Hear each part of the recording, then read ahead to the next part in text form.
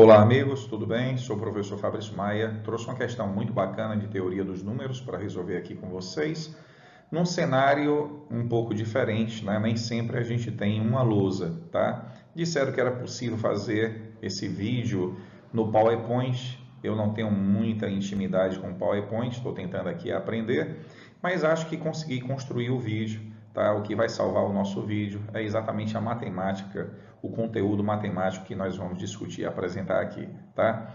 Então aqui, deixa eu ver, nós temos opções de ponteiro, apontador laser.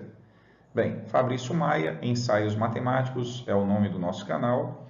Aqui nós temos um retângulo e uma espiral, tá? Esta figura não foi uma figura escolhida aleatoriamente, tá? Tem um sentido matemático aqui, tem a sequência de Fibonacci, tem o número de ouro, a proporção áurea, né? A proporção divina.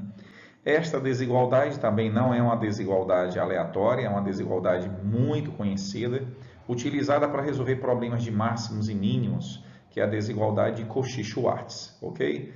Bem, próximo momento, temos aqui o nosso problema. Prove que existem infinitos números primos positivos. Nossa missão? Provar a infinitude dos números primos positivos. Bem, qual é a ferramenta, o recurso que nós vamos utilizar nesta prova matemática? Existe uma estratégia de prova, que é uma prova indireta, tá? Que é prova por contradição, prova por absurdo, ou prova por redução ao absurdo. É o raciocínio, exatamente o raciocínio que você utiliza para provar a irracionalidade do raiz quadrada de 2. Acredito que todos, né, já tiveram contato com esse tipo de prova, já presenciaram esse tipo de prova. Você prova supondo o contrário como verdade.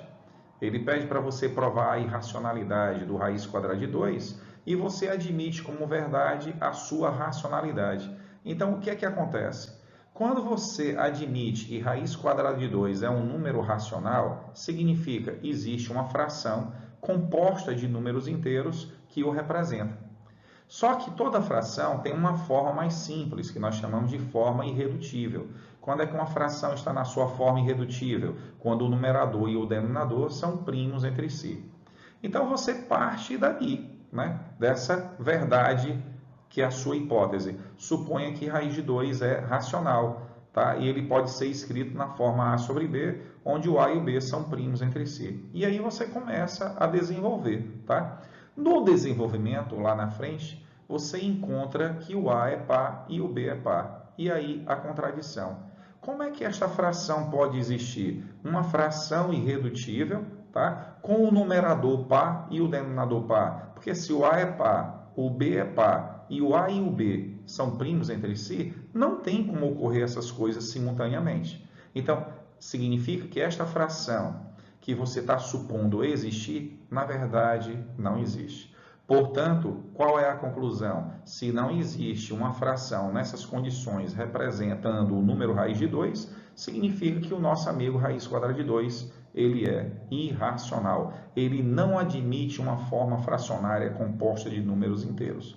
Então, ele é irracional. Então, esse tipo de prova é o que nós chamamos de prova por absurdo. É a prova que nós vamos adotar na resolução dessa questão. Então, vamos começar assim. Queremos provar o quê? A infinitude? Então, vamos criar uma hipótese. Suponha que existam finitos primos positivos, tá?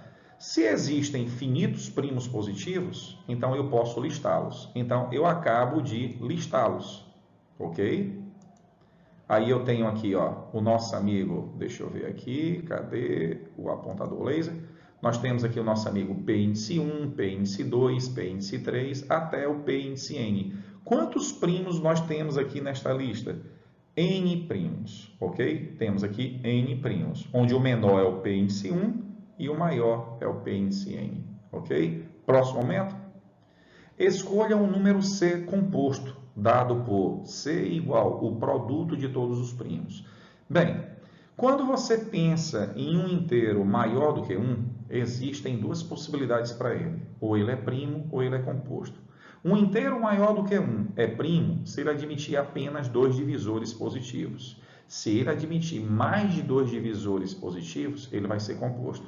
Então, todo inteiro maior do que 1, ou é primo ou é composto. Quando é que ele é primo? Quando ele admite exatamente 2 divisores positivos. Quando é que ele é composto? Quando ele admite mais de 2 divisores positivos. E o número 1, ele é primo ou composto? Ele nem é primo e nem é composto, porque o número 1 só admite um divisor positivo, que é ele mesmo. Beleza? Então, nós temos que o nosso amigo C, ele é composto. Quer dizer, ele não está nesta lista aqui, ó. Ele é maior do que todo mundo aqui. Por quê? Porque C é o produto de todos os primos. Beleza? Observe que se C é composto, então C mais 1 também é. Lógico, C mais 1 é maior do que C. Se o nosso amigo C não está nesta lista, C mais 1, que é maior do que C, também não vai estar nesta lista. Portanto, C mais 1 é um número composto. Ele também é composto. Se o nosso amigo C mais 1 é composto, então ele admite pelo menos um divisor primo P índice K. Todo número composto admite pelo menos um divisor primo. O número 4, por exemplo, ele admite um divisor primo, que é o 2. O número 6, ele admite 2 divisores primos distintos, que é o 2 e o 3. Tá? O número 30, ele admite 3 divisores primos distintos, 2, 3 e 5, e assim vai. Então, o nosso amigo C mais 1 admite pelo menos um divisor primo P índice K. E esse P índice K é um desses carinhas aqui, ó, da lista dos primos. Portanto, o K ele pode variar de 1 até N. Próximo momento. Como o P índice K é divisor de C mais 1 e P índice K é divisor de C, afinal, esse P índice K é um desses fatores de C. Ora, se P índice K é um dos fatores de C, então P índice K divide C.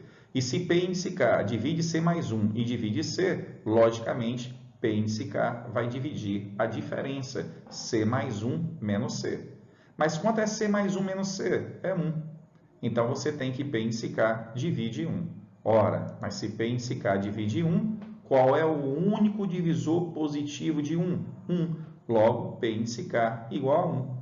E aí vem o absurdo. Absurdo por quê? Porque P índice K é um número primo. Se P índice K é um número primo, P índice K não pode ser 1. Então, repetindo, a falsidade ela não consegue se sustentar. Em algum momento você vai entrar em contradição. Entramos em contradição exatamente aqui. E por que essa contradição? Porque você está considerando a finitude dos números primos positivos, tá? Se eu não posso considerar a finitude, então, próximo passo, portanto, existem infinitos primos positivos. Beleza? Ficamos por aqui. Espero que vocês tenham entendido. Qualquer dificuldade, leia a respeito desse tema. Tá? Existem muitas situações que você recorre à prova por redução ao absurdo. É uma ferramenta muito importante nas provas matemáticas. Beleza? Então, meu muito obrigado, ok? Acho que deu certo. Valeu, até o próximo vídeo.